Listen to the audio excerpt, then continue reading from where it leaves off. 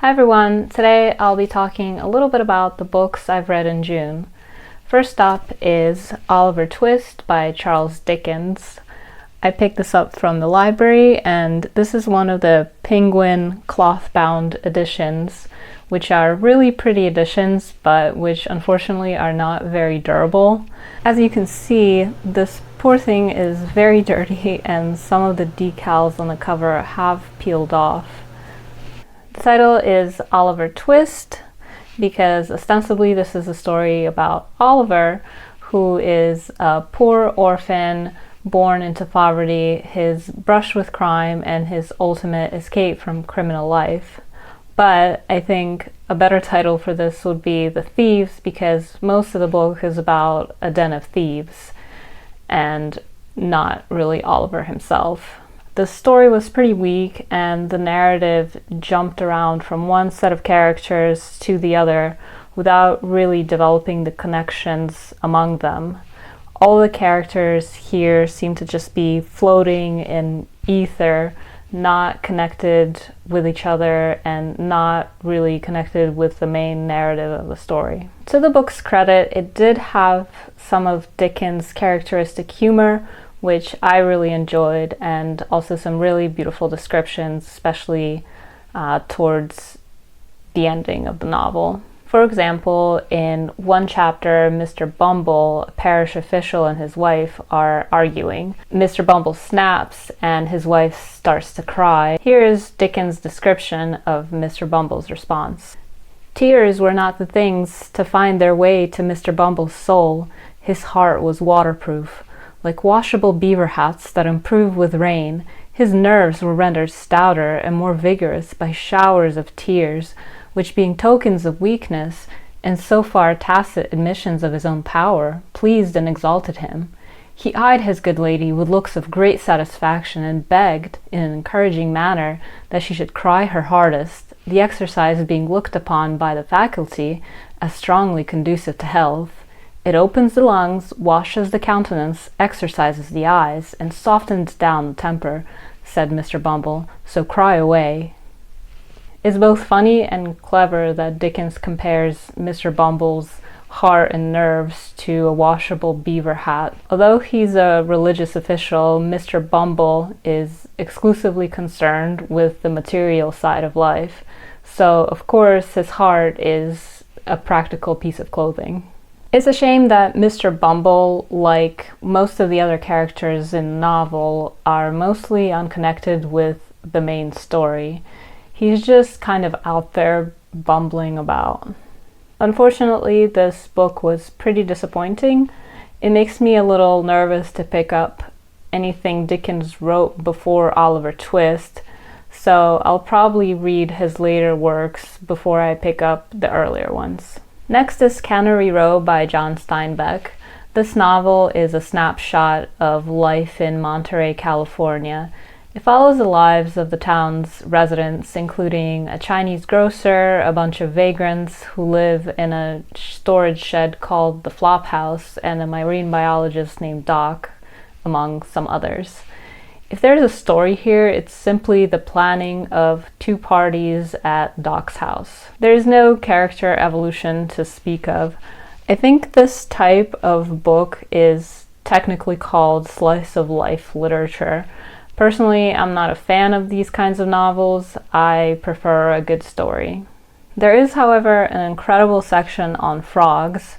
Everything to do with frogs in this novel is fantastic. The frog descriptions are almost scientifically detailed, but also vivid and alive.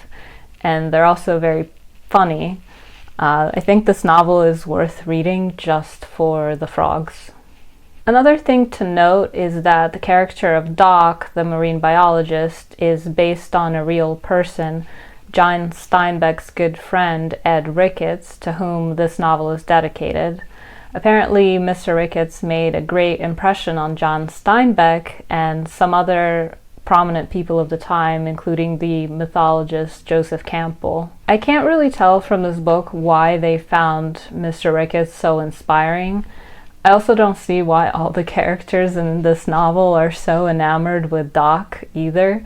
He seems really nice and an intelligent guy, but nothing he says or does in the novel is especially profound. He also starts reciting sad romantic poetry during a party, which seems like it wouldn't go over well, but maybe I just don't go to enough parties to know. This was an average read, nothing that really makes it stand out. Next up is The Remains of the Day by Kazuo Ishiguro. This story is told by a longtime butler of a distinguished English estate. At the start of the book, the butler, whose name is Stevens, begins a road trip across the English countryside to visit the estate's former housekeeper. While he's traveling, he recollects on his work and his relationships with his employers and his co-workers. We learn that Stevens is very devoted to his work. His goal, even if he is too humble to state it directly, is to be a great butler. To do that, he tries to cultivate dignity. Dignity mostly means suppressing emotions, particularly in trying situations, in order to get the job done. Stevens is very good at suppressing his emotions. There's emotional restraint in the author's writing style that corresponds to the emotional restraint of Stevens as the narrator. There are also hints of an unreliable narrator. Stevens doesn't tell us everything right away, and it becomes obvious that he is rationalizing or covering up some of his emotions or motivations. Overall, the writing style of this is pretty buttoned up, just like Stevens, which makes for occasionally dry reading. The ending is also a little bit unsatisfying in the sense that there's so much build-up to it. Stevens traverses time and distance to get there, and his realization is so terse. I wanted something big and emotional after all the restraint of the prior chapters. This book earned the right to have a more emotional conclusion, but for some reason doesn't go there. This book mostly worked for me because it really hammers on its main theme, and that theme is universal. You cannot be great without sacrifice. Even though this is about an English butler in the early 20th century, I think it would resonate with many people in today's hustle culture. This shows the pitfalls of chasing professional greatness to the point where you are blind to its trade-offs. Another book I read this month was Stonefather by Orson Scott Card. I picked this up on audiobook because of the cool cover. I'm not sure that this qualifies as a novel. It's more of a novella because it's so short. And because it's so short, I'm not really sure what to say about it. I think it's meant to be a prequel to a full series. It felt like the author began writing this with the intent of making it into a full novel, but then decided against it and crammed the resolution in basically in the span of a few pages. So the resolution felt very rushed, but I did enjoy this particular magical world, and I might return to check out the series later. This last book is Jamrach's Menagerie by Birch, and this book had a really interesting premise.